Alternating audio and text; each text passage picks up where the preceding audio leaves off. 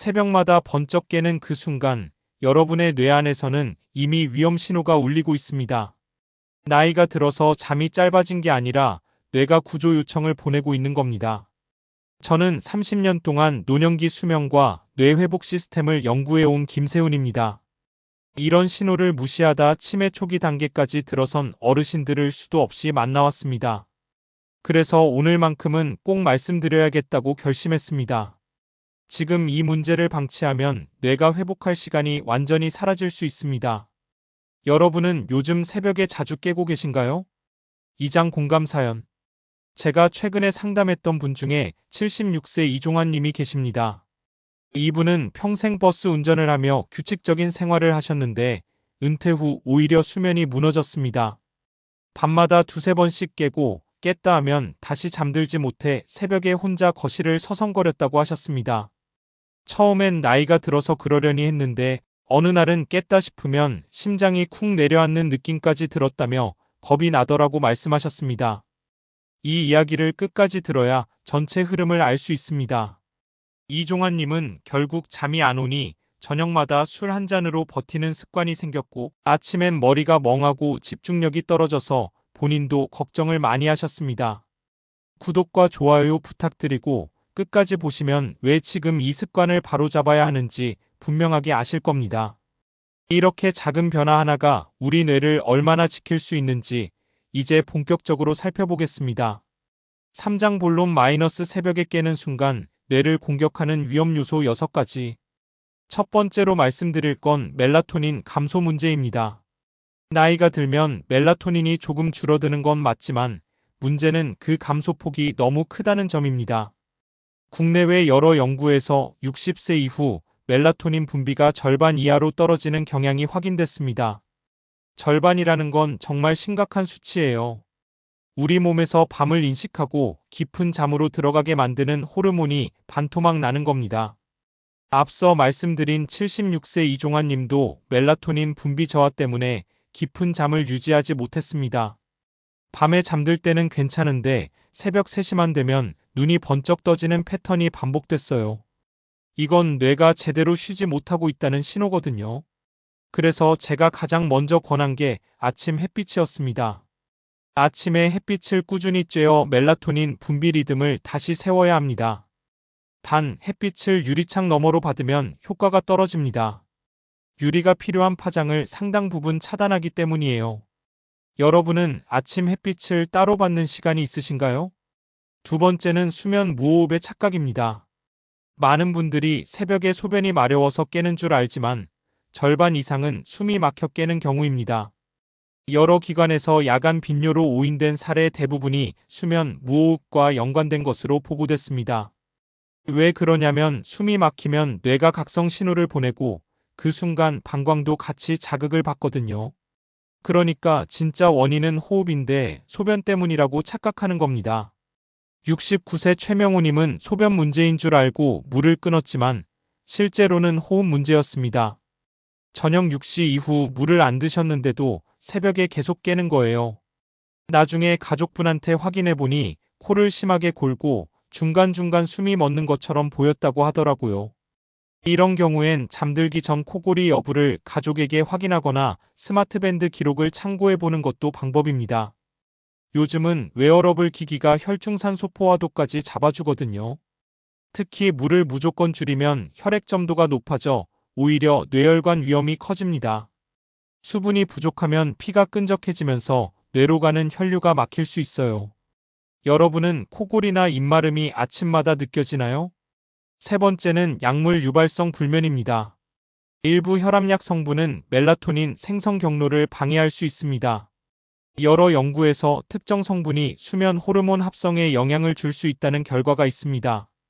특히 베타 차단제 계열은 밤에 먹으면 수면을 방해할 가능성이 있어요. 72세 박성일님은 낮에 복용한 약이 밤까지 이어져 수면을 방해했습니다. 저녁 7시에 약을 드셨는데 그게 자정까지 몸에 남아서 멜라토닌 신호를 약하게 만든 거죠. 그래서 약 복용 시간이 너무 늦지 않도록 조절이 필요합니다. 보통은 점심 직후나 오후 일찍 드시는 게 밤 수면을 덜 방해해요. 하지만 약을 임의로 끊거나 변경하면 더 위험할 수 있으니 반드시 전문가와 상담해야 합니다. 혈압약은 생명과 직결된 약이거든요. 혹시 약을 드시고 난 뒤 유난히 잠이 얕아지는 느낌이 있으신가요? 네 번째는 술로 버티는 잠입니다. 술은 잠을 들게 하는 게 아니라 뇌를 순간적으로 마비시키는 방식으로 작용합니다. 여러 연구에서 음주 후 수면의 질이 급격히 떨어지고 깊은 수면이 감소하는 것이 관찰됐습니다. 알코올은 렘 수면을 거의 절반 가까이 줄여버려요. 그러면 꿈도 안 꾸고 뇌가 기억을 정리할 시간도 사라집니다. 70세 김영만님은 잠이 온다며 술을 드셨지만 실제 뇌파는 얕은 수면만 반복됐습니다. 자는 것처럼 보였지만 뇌는 계속 일하고 있었던 거예요.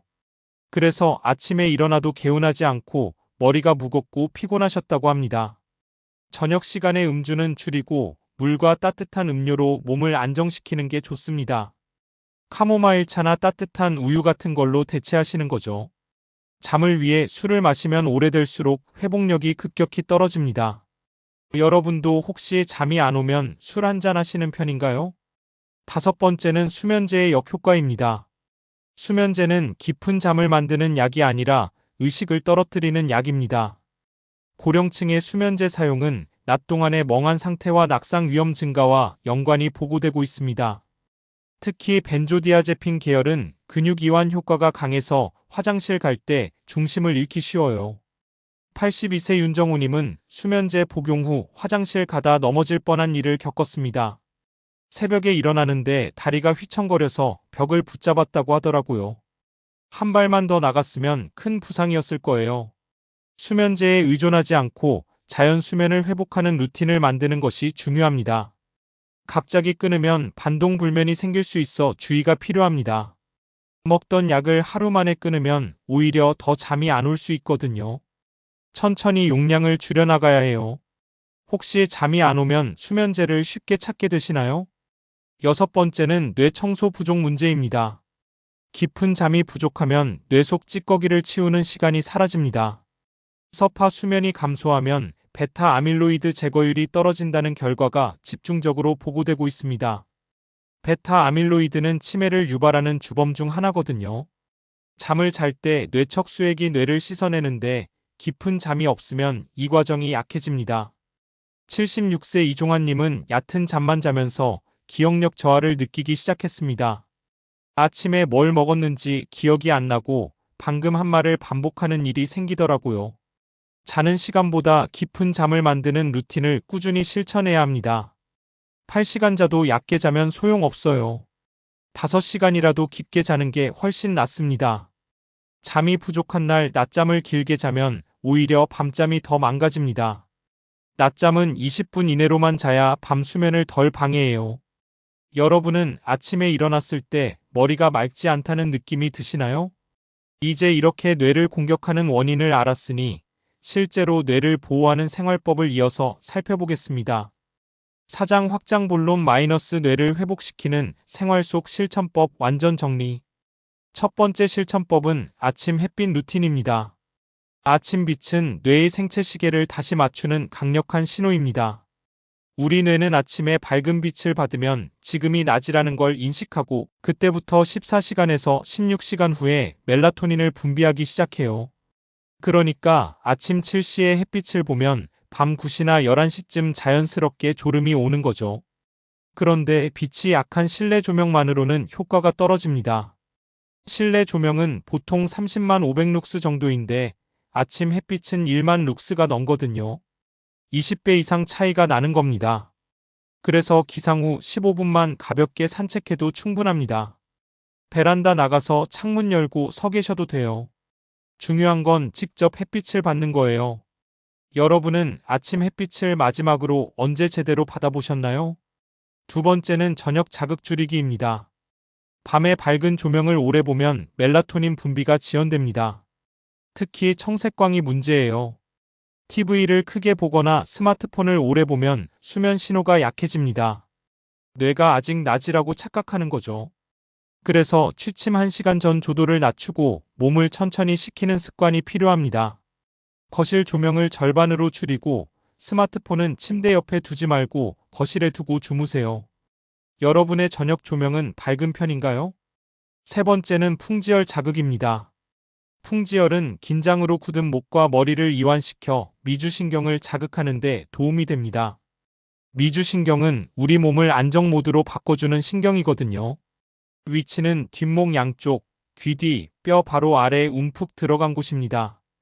너무 강하게 누르면 통증이 될 수 있어 부드럽게 눌러야 합니다. 잠들기 전 10초씩 5번 눌러서 긴장을 풀어줍니다. 엄지로 지그시 눌렀다가 천천히 원을 그리면서 마사지하듯이 하시면 돼요. 하다 보면 목이 풀리면서 어깨까지 내려가는 느낌이 들 겁니다. 혹시 지금도 목 뒤가 자주 뻣뻣하지 않으신가요? 네 번째는 478호흡법입니다. 천천히 내쉬는 호흡은 몸을 차분하게 만드는 신호입니다. 숨을 길게 내쉬면 부교감신경이 활성화되면서 심박수가 떨어지고 몸이 이완 모드로 들어가거든요.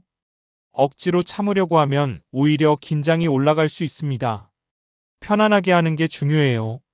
4초 들이마시고 7초 멈추고 8초 내쉬기, 이걸 4번 합니다. 코로 조용히 들이마시고 잠깐 멈췄다가 입으로 후마이너스하고 소리내면서 내쉬세요. 4번만 해도 몸이 확 가라앉는 느낌이 들 겁니다. 시도만 해도 몸이 조금 다운되는 느낌이 드시나요?